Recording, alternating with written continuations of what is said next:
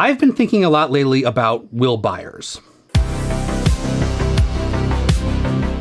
Stranger Things has never really given the character of Will Byers a whole lot to do. In season 1, he's more of a plot device than a character.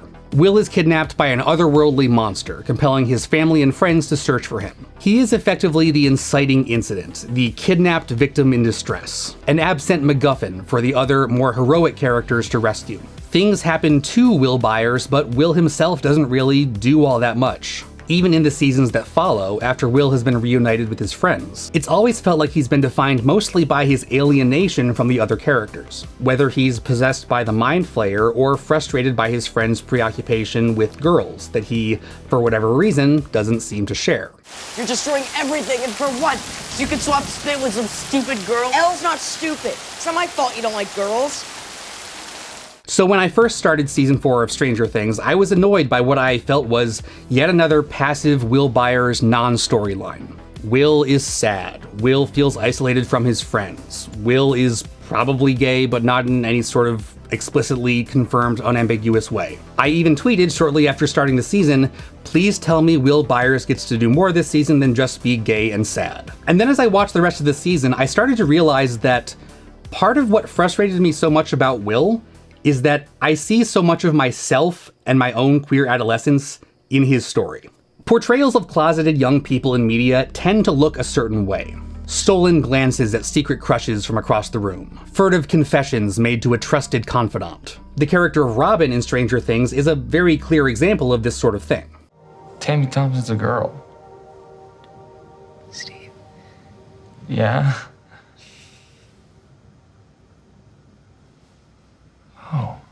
But with Will, it's different. It is strongly implied, and was later confirmed by the actor, that he has romantic feelings for his best friend Mike. But more than anything else, Will's implied queerness seems to be defined not by a secret, passionate desire, but by loneliness, sadness, a vague sense of difference that nobody, including him, seems quite able or willing to pin down.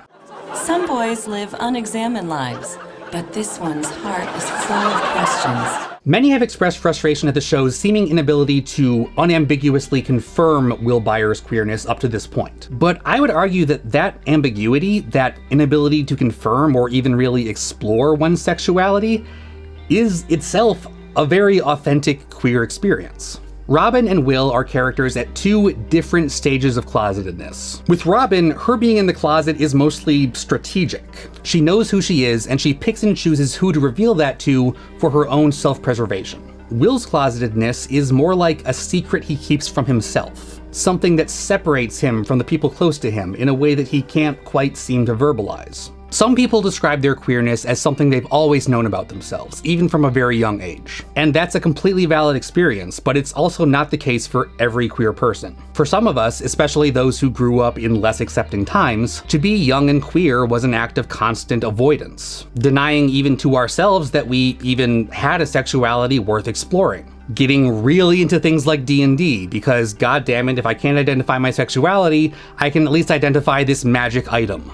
I feel like Will's stage of closetedness is one we don't see represented in the media very often, and to be honest, I totally understand why. It's a really frustrating period of life, one where a satisfying payoff may very well be years away. Storytelling is all about characters changing and developing in interesting ways. So for a character to be so locked in what feels like developmental stasis for years on end, doesn't exactly make for riveting television, does it? Will's story isn't all that exciting. And yet, it does feel very real.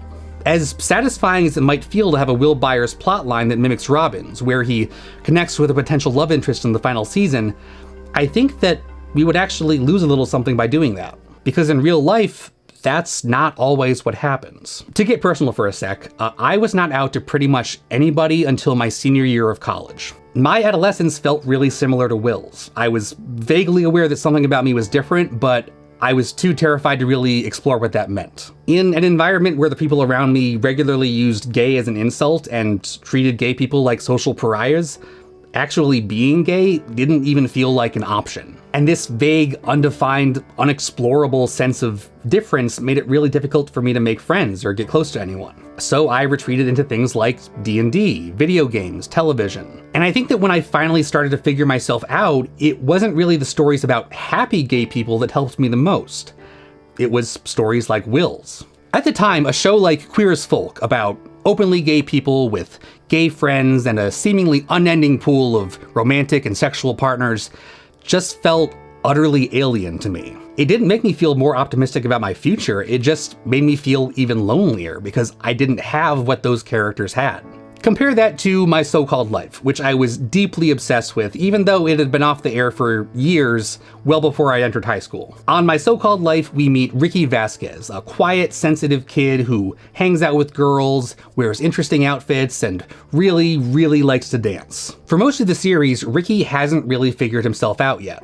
It's not until the final episode that he actually says he's gay out loud for the first time. We rarely see him express interest in guys, and when he does, it doesn't pay off in a way that's fulfilling for him. That I belong nowhere, with no one. That I don't fit. Ricky is honestly kind of a bummer. And yet, even though there were definitely happier stories about gay people out there at the time, it was seeing Ricky's story, his expression of loneliness, that made me feel like there were other people out there going through the same thing as me.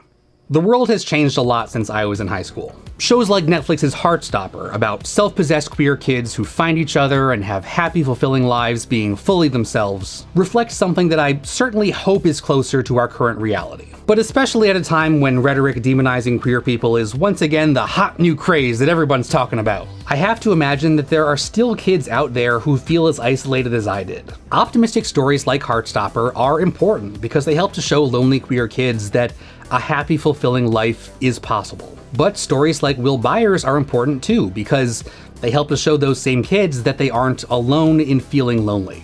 And that's often the first step towards making that happy, fulfilling life possible. It was for me. My life is pretty good right now, and it's gay as hell. I have a loving husband, a reasonably popular YouTube channel that I sometimes update, and I even still play D&D, which incidentally you can watch me do on Wednesday evenings over on Twitch. I'd be lying if I said that queer loneliness vanishes completely upon reaching adulthood, especially for people whose queerness intersects with other factors, like their race, body type, or disability. There are still times when I fail my proverbial will save versus loneliness, but I think there's a certain power in expressing that loneliness, whether it's through art, writing, playing a half-orc ranger with a dark past, or simply listening to Kate Bush.